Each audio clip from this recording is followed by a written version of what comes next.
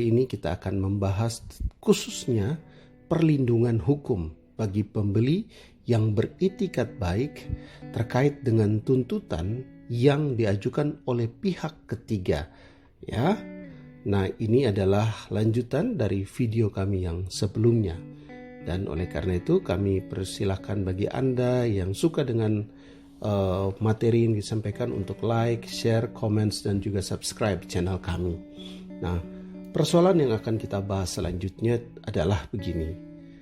Apabila setelah si pembeli beritikat baik itu melakukan seluruh tindakan yang sangat hati-hati sesuai dengan surat edaran Mahkamah Agung nomor 4 tahun 2016 ya.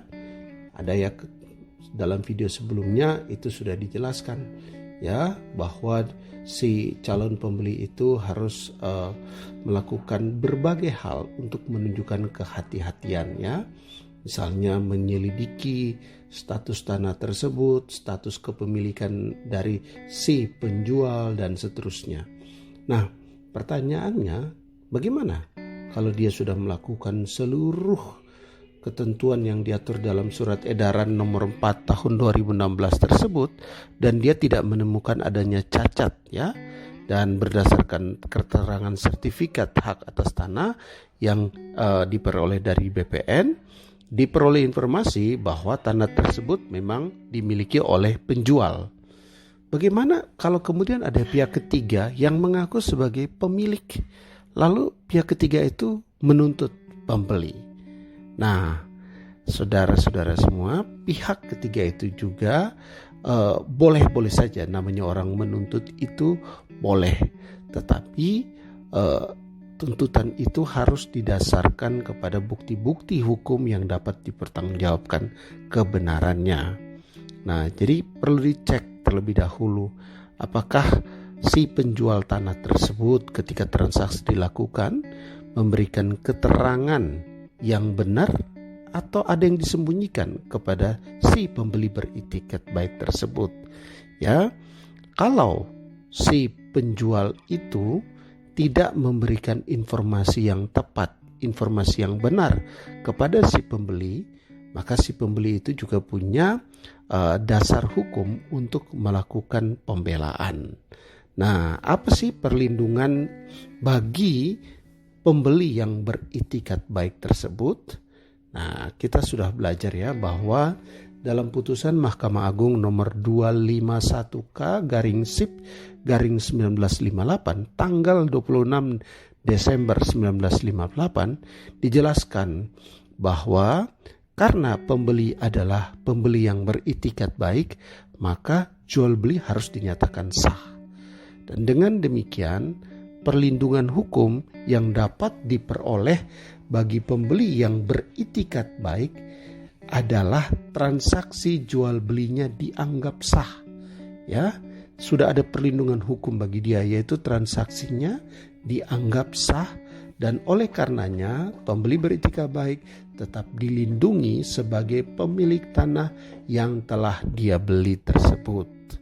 Lalu bagaimana dengan tuntutan dari pihak ketiga? Ya, apakah pihak ketiga itu dapat menuntut ganti kerugian kepada si pembeli beritikat baik?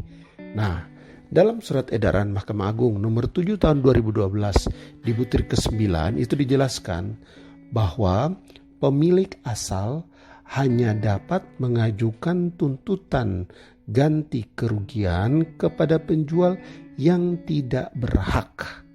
Ya, jadi yang digugat ganti rugi itu adalah bukan pembeli yang beritikat baik, tetapi kepada penjual yang sesungguhnya tidak berhak untuk menjual tanah tersebut. Oleh karena itu harus pihak yang menjual dengan tidak berhak tersebut harus memberikan ganti rugi akibat jual beli tersebut tidak dilakukannya dengan benar sesuai dengan aturan hukum yang berlaku. Dan untuk itu si pembeli beritikat baik tetap memperoleh tanahnya dan tidak diwajibkan untuk mengganti kerugian kepada pihak ketiga yang mengajukan gugatan. Nah, intinya begini, penjual melakukan ada hal-hal yang disembunyikan ketika dia menjual tanah tersebut. Jadi orang yang membeli beritikat baik diberikan perlindungan hukum sesuai dengan Surat Edaran Mahkamah Agung nomor 7 tahun 2012 tersebut. Nah, berikutnya bagaimana tentang daluarsa penuntutan dari pihak ketiga yang merasa memiliki hak tersebut. Nah, daluarsa itu batas waktu ya. Nah, kita perlu perhatikan itu ya, tentang pasal 32 ayat 2 Peraturan Pemerintah nomor 24 tahun 97 tentang pendaftaran tanah. Di situ diatur tentang daluarsa penuntutan bagi yang berhak, yaitu 5 tahun sejak diterbitkannya sertifikat secara sah. Jadi buat Anda yang merasa berhak atas sebidang tanah tertentu dan kemudian Anda mendapati bahwa tanah itu dikuasai orang lain dan Anda mau tuntut ke pengadilan, itu ada batas waktunya, ada daluarsanya. Ya, itu adalah 5 tahun. Dalam prosedurnya, setiap jual beli tanah yang dilakukan dengan penandatanganan akta jual beli akan ditindaklanjuti, di follow up dengan pendaftaran ke Badan Pertanahan Nasional. Ya, setelah pendaftaran tersebut dilakukan, maka sertifikat kan akan dibalik nama tuh menjadi atas nama pemilik baru atau si pembeli.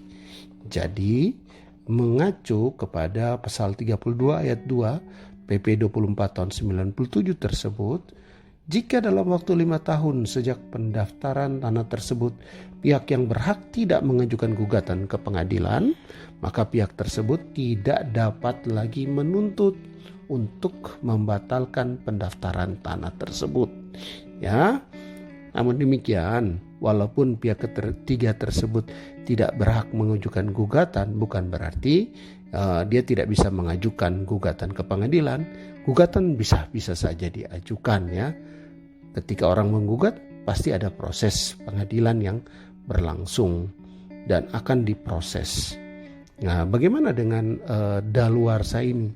Daluarsa ini hanya akan menjadi argumen ya bagi si tergugat, bagi pembeli untuk menangkis setiap gugatan dari penggugat. Ya, dalam berbagai kasus yang kita ketahui, pihak ketiga yang memasukkan gugatan setelah lewat dari batas waktu 5 tahun tersebut, majelis biasanya memutuskan untuk menolak gugatan karena daluarsa atau sudah lewat dari batas waktu yang ditentukan oleh undang-undang. Ya, namun demikian tidak semua kasus di mana gugatan yang diajukan oleh pihak yang berhak yang sudah melewati batas waktu ditolak oleh pengadilan. Ada juga yang berhasil ya, tentu dimenangkan ya, walaupun sudah lewat waktu dengan alasan-alasan tertentu. Oleh karena itu, dalam jual beli tanah, pembeli sangat disarankan untuk berhati-hati, cermat, teliti sebelum melakukan pembelian terhadap tanah tersebut.